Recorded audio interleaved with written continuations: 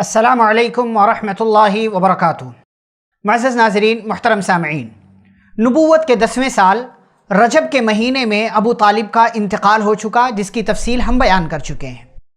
ابو طالب کے انتقال کے 2 مہینے کے بعد ہی رمضان کے مہینے میں آپ صلی اللہ علیہ وسلم کی پیاری بیوی، چہیتی بیوی، پہلی بیوی، ہم سب کی ماں ام المومنین حضرت خدیجہ رضی اللہ تعالی عنہا کا بھی انتقال ہو گیا۔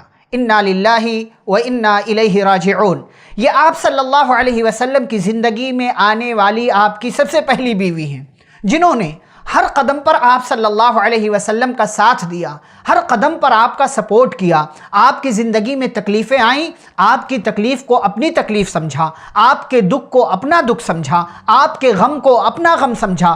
ہر مصیبت کے موقع پر، ہر پریشانی کے موقع پر نبی پاک صلی اللہ علیہ وسلم کے لیے ڈھال بنی رہیں، سہارا بنی رہیں، تسلی دیتی رہیں اور آپ کے زخموں پر مرہم لگانے کا کام کرتی رہیں۔ پیارے نبی صلی اللہ علیہ وسلم اما خدیجہ رضی اللہ تعالی عنہا کے احسانات کو بار بار یاد کیا کرتے تھے۔ کبھی کبھی کہتے تھے، یہ خدیجہ وہ شخصیت تھی کہ جب لوگوں نے میرے ساتھ کفر کیا وہ مجھ پر ایمان لے آئیں، لوگوں نے مجھے جھٹلایا، خدیجہ نے میری تصدیق کی، لوگوں نے مجھے محروم کیا اور خدیجہ نے مجھے اپنے مال میں شریک بنا لیا، اور اللہ رب العالمین نے انہی کے ذریعے مجھے اولاد دی۔ بقیہ میری تمام بیویوں سے اللہ نے مجھے اولاد نہیں دی۔ اما خدیجہ رضی اللہ تعالی عنہا جب تک زندہ تھی نبی پاک صلی اللہ علیہ وسلم کا ساتھ دیتی رہیں۔ پہلی وحی کا موقع ہو یا اور کوئی موقع ہو، آپ صلی اللہ علیہ وسلم کا قدم قدم پر اما خدیجہ رضی اللہ تعالی عنہ نے ساتھ دیا۔ اسی لیے ان کے انتقال کے بعد بھی نبی پاک صلی اللہ علیہ وسلم مغموم رہتے تھے، پریشان رہتے تھے۔ خدیجہ کی بار بار آپ کو یاد آتی تھی، اور اسی لیے اس سال کو، نبوت کے 10ویں سال کو عام الحزن کہہ دیا گیا۔ یہ غموں کا سال تھا۔ نبی پاک صلی اللہ علیہ وسلم کے چچا کا انتقال ہو گیا۔ یہ غموں کا سال تھا۔ نبی پاک صلی اللہ علیہ وسلم کی پیاری بیوی، چہیتی بیوی اما خدیجہ رضی اللہ تعالی عنہ انتقال کر گئیں۔ یہ وہ خاتون تھیں کہ جبریل امین علیہ السلام آسمان سے ان کے لیے سلام کا تحفہ لے کر کے آتے تھے۔ ایک مرتبہ آئے، پیارے نبی صلی اللہ علیہ وسلم سے کہنے لگے، ابھی خدیجہ آئیں گی، ان کے ہاتھ میں کوئی سالن ہوگا، کوئی مشروب ہوگی، کوئی پینے والی چیز ہوگی، آپ ان کو اللہ کی طرف سے سلام کہہ دیجئے گا، ان کا رب انہیں سلام کہتا ہے، اور یہ بتائیے گا کہ جنت میں ان کے لیے موتیوں والا ایک محل ہے جس میں کسی قسم کی کوئی تکلیف نہیں۔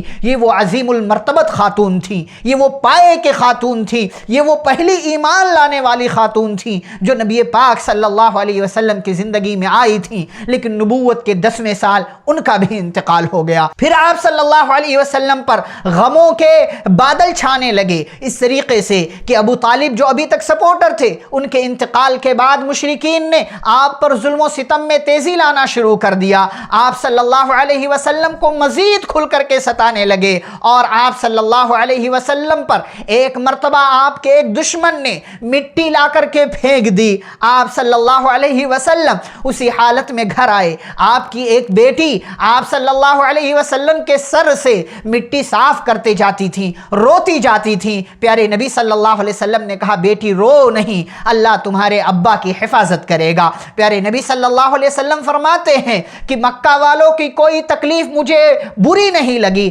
ناگوار مجھ پر نہیں گزری، یہاں تک کہ ابو طالب کا انتقال ہو گیا۔ ابو طالب کے انتقال کے بعد مکہ والوں نے تکلیف دی، مجھے ان کی تکلیف بہت بری معلوم ہوتی تھی۔ پھر ایک اور غم آپ کو یہ لاحق ہوا کہ نبوت کے 10ویں سال ہی آپ صلی اللہ علیہ وسلم ایک امید کے ساتھ طائف کے علاقے میں گئے تھے، وہاں کے لوگ ایمان لے آئیں گے، اسلام قبول کر لیں گے، لیکن طائف والوں نے آپ کو مارا، جس کی تفصیل انشاءاللہ ہم آگے بیان کریں گے۔ یہ 4 بڑے بڑے غم ایک ہی سال میں آپ صلی اللہ علیہ وسلم کی زندگی میں آئی، اور آپ کو برداشت کرنا پڑا۔ اور ابو طالب کا انتقال، اما خدیجہ کا انتقال، مشرکین کی طرف سے ظلم و ستم میں تیزی، اور طائف کے علاقے میں ناکامی، یہ 4 بڑی بڑی مصیبتیں آپ صلی اللہ علیہ وسلم کی زندگی میں اس سال آئیں۔ لیکن اسی سال آپ صلی اللہ علیہ وسلم کی زندگی میں ایک خوشی کی خبر بھی آئی۔ آپ صلی اللہ علیہ وسلم لیڈر تھے، کمانڈر تھے، آپ صلی اللہ علیہ وسلم نبی اور رسول تھے،